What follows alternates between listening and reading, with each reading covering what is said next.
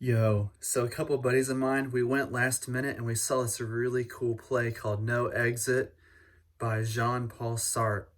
He's a French philosopher, and I was blown away by it. I was like, wow. And The Good Place and Black Mirror series, they're actually based off of that play. And I just didn't really know that until I read a little bit of the I guess like their intro, and then I saw the play, and I just kind of looked it up afterwards, and yeah, that those ideas are inspired by Jean Parts' ideas as well. Jean Parts' main idea is hell is other people, and what does he mean by that? He doesn't mean that you should avoid social interaction, right? He's saying that individuals long for responsibility and creating their own lives through their own freedom, their own free will.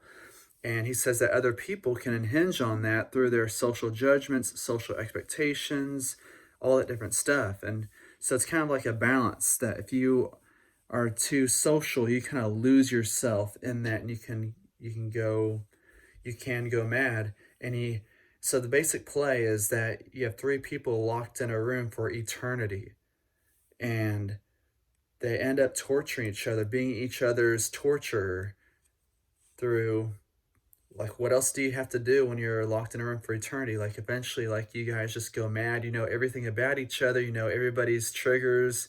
And sometimes, I've had clients as well that say that they just like to throw jabs at their partner, or they like to cause drama because they're bored. So that's something to think about as well, is that when you're bored, sometimes your entertainment becomes somebody else's suffering when you're, locked in a room like that. One of the things that I wish that Jean Paul Sartre would have explored more is he had like three strangers in that room locked forever, but I wonder what would have happened if it would have been like your parents, friends, or lovers. I feel like that it would have been the same concept. If you have your friends, parents, or lovers in the same room forever, for eternity, I feel like you're also going to lose your minds too, because I mean, you can kind of see this, that divorce rates are going high, especially during COVID. Everybody was locked in their rooms and domestic violence rates went up the roof. A lot of people, you know, separated. There was a lot of different stuff that went on, that people got cabin fever and they started having a lot more arguments. And I feel like that this would also apply as well with parents, lovers, friends. And that would have been really cool. It would have been more disturbing. That's probably why Jean Paul Sartre wanted to keep it with strangers who, sinned. But I think this hell thing could have applied to anybody. Anybody who's together for so long. If you don't have that balance of being by yourself, that's why I always emphasize the importance of independence, being happy on your own, learning how to be happy independently. Because if you can't do that, if you don't have your own time for yourself, or your own independence, then you're gonna go mad eventually. It's just bound to, whenever you lose the people that you love, or the people that you love start to, you start to become so entangled in that you lose yourself, because people forget that if you don't have time for yourself, then you lose yourself through other people, because you base your whole identity off of other people. If you do that, it's kind of like people who go through trauma sometimes will be like a caregiver, will be like taking care of other people because that's what they needed when they were a child.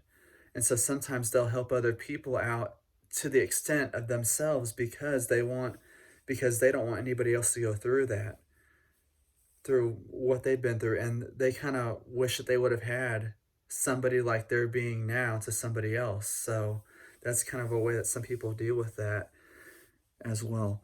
But hell is other people, hell is also yourself. And eternity really, it was amazing because I talked about this concept a week earlier. So I'm like, wow, like I just went and saw this play, and I'm like, I just talked about this earlier. Wow, it's like, am I like getting coincidences from the universe or synchronicities or whatever?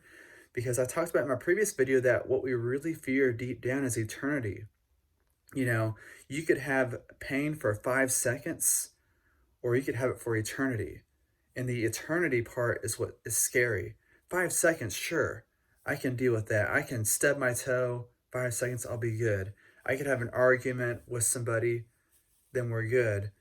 You know, I could be with my family for a few days, then we're good. But if it's like forever, ever, ever, like always, always, always, then yeah. And this point is actually important because depression convinces us that it will last forever, but it actually won't.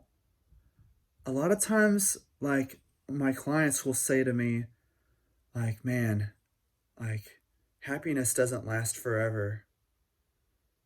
It doesn't. And then I'll say to them, well, neither does your anxiety or depression either. And sometimes they'll light up and they go, never thought about that, because that's all they've experienced. And sometimes depression will convince you that it will last forever and ever and ever, and that there's no end to it. And that's kind of why some people kill themselves, is because they think it's going to last forever, that this is their hell. This is that killing themselves is their only escape. But it's an illusion. It's not your escape. If you're at that point, I recommend you reach out to 988. Give a counselor a chance. I know that there's stigma against counseling. Give it a chance. Find the right counselor. You got to find somebody that you vibe with and all that stuff. And it could just take one day to change your life, really. It could really take one day to change your life. And might not, change all of it, but it just takes one day just to get you started. I encourage people to get started in the right direction.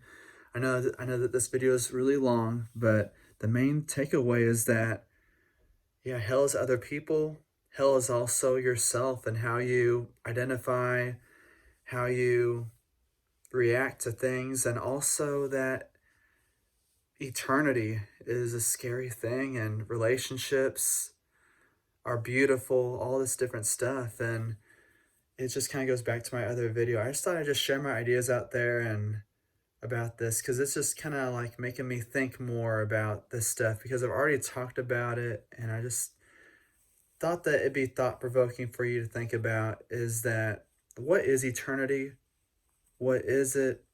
And do you feel like that if you were locked in a room with two other people, whether they're your friends, parents, lovers, or enemies, do you feel like that you could make a heaven out of that?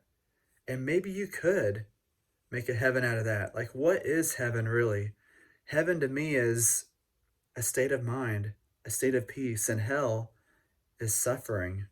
See, heaven and hell to me aren't separate places. There aren't places separate from this one here.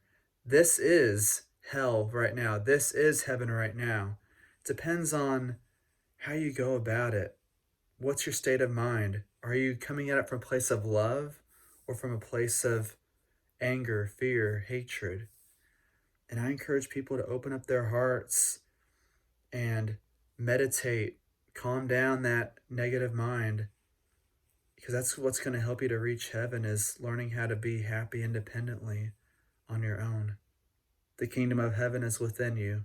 All right. Have a good one. Stay blessed.